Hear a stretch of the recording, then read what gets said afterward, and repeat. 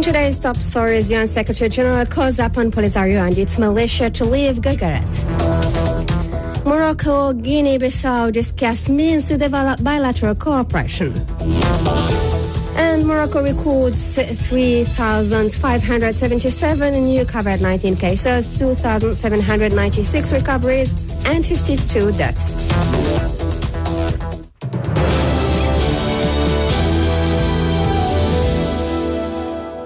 Good afternoon. The United Nations Secretary General has called upon the armed separatist group, the Polisario, and its militia once again to leave the buffer zone of Gujarat and not obstruct regular civil and commercial traffic in this area.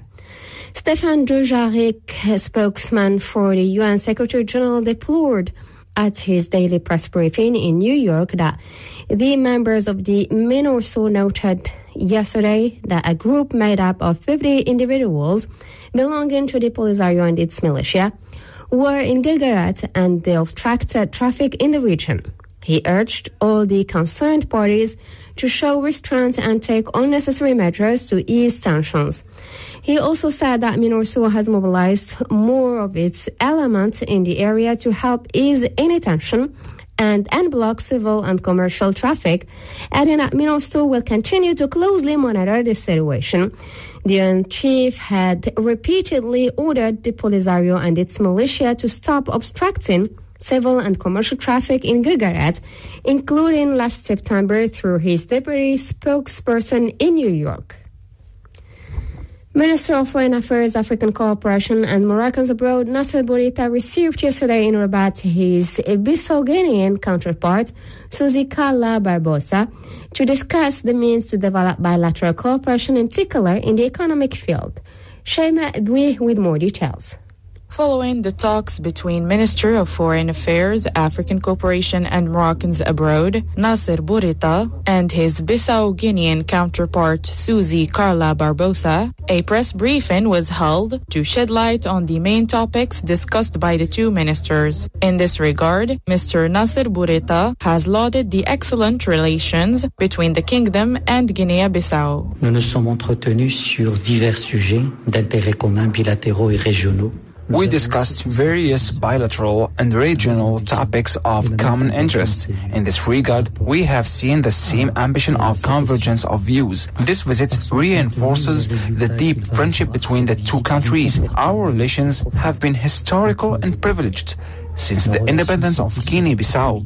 The visit of His Majesty the King to Guinea-Bissau in 2015 has given a great boost to these relations. It has indeed enabled to launch concrete cooperation between the two countries on several social and economic projects in various sectors, including health, drinking water, and agricultural development. Socio-économique et dans divers secteurs, santé, eau potable, développement agricole en tête. Upon these talks, the two ministers inked 4 cooperation agreements in the fields of industry, tourism, transport, as well as energy and logistics. The signing of these agreements reflects the will of both ministers to further strengthen the exchange of experiences and expertise between the two countries. The Bissau-Guinean official, Suzy Barbosa, expressed her country's determination to reinforce cooperation with Morocco, especially in the economic field. Dans le prochain temps, la Guinée-Bissau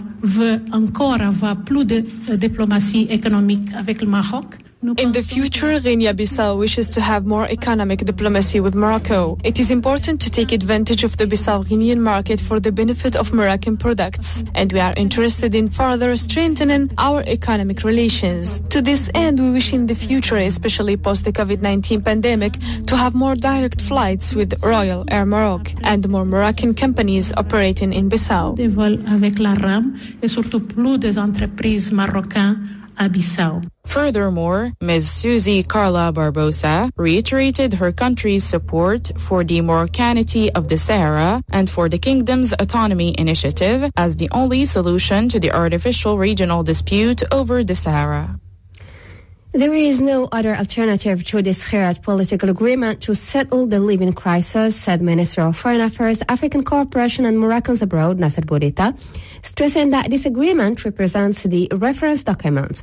This Khirat agreement is a basis which cannot be excluded in the search for any solution to the Libyan crisis, Bourita told reporters following talks with Chairman of the Libyan High Council of State, Khalid al-Mashri. The minister stressed that this agreement grants legitimacy to institutions and to all the components of the dialogue and must remain a reference in the context of all the developments in this issue and the resolutions of the UN Security Council. However, he noted that this agreement can be developed or adapted to reality, recalling Morocco's support for all efforts aimed at settling the Libyan crisis and its willingness to continue its positive neutrality for the search for a solution away from foreign interference.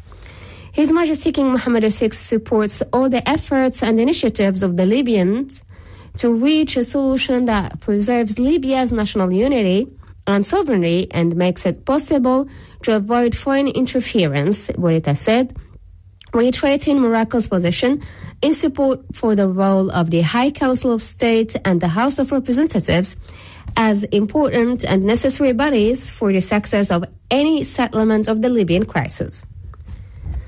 For his part, Chairman of the Libyan High Council of State, Khalid al-Mashri, said that the Khirat Agreement remains the only document of reference for the resolution of the Libyan crisis, following talks with Minister of Foreign Affairs, African Cooperation and Moroccans Abroad, Nasser Bourita. Al-Mashri told reporters it is a constitutional document since it forms part of the constitutional declaration in Libya. He added that the latest UN Security Council resolution considers that the political agreement is a reference. Mashri also said that his visit to Morocco, the fourth of its kind, confirms the positive role played by the kingdom and the leadership of His Majesty King Mohammed VI, as well as its position aimed at reaching a consensus to resolve the Libyan crisis. According to al-Mashri, the efforts must now be focused on the examination of the means to implement the Bosnia agreements in order to allow the economic and financial balance of the state to be restored and to reach final solutions in Libya. He also insisted on the need to implement Article 15 of the political agreement and to think about the organization of elections. Khalid al-Mashri reiterated thanks and gratitude to Morocco, king, government, and people for efforts to bring Libyans together. Morocco has recorded 3,577 new cases of the novel coronavirus till yesterday at 6 p.m., while 2,796 COVID-19 patients have been recovered. A total of 52 coronavirus-related deaths were registered. 625 patients are in a critical or severe condition. The new COVID-19 cases were recorded in the regions of Casablanca State, 1,798, Rabat Saleh Kenitra, 379, Souss Massa, 318, Tangier Tetouan al-Husayma, 260, the Oriental, 248, Beni Mellal Khnifra, 207, Marrakesh Safi, 165, Darat Filad, 74, Fas Maknas, 49, Layin Saqi al-Hamra, 45, Dakhla Wad Dahab, 20, and Gilmin Wad Noon, 14. Public health and supporting Morocco's response to the COVID-19 pandemic are priorities for the partnership between the kingdom and the African Development Bank, according to a resident representative of the AFDB in Morocco, Leila Farah Muqaddam. This priority has always been at the heart of the partnership between the bank and Morocco. It is embodied in the projects that have helped strengthen the capacity of the health system and further expand health coverage. Social coverage is obviously a major concern that drives the bank's action in short, medium, and long terms.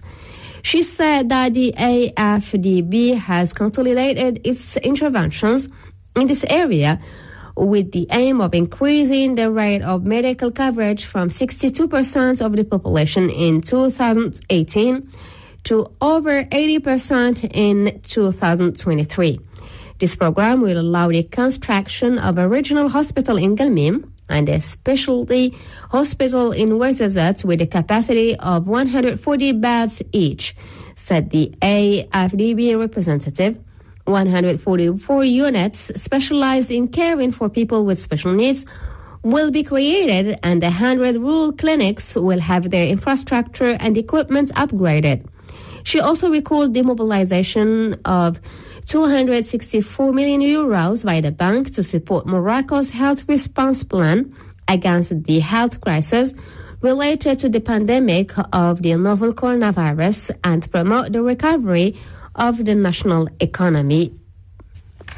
And with this, we come to the end of the news. A reminder of today's top stories.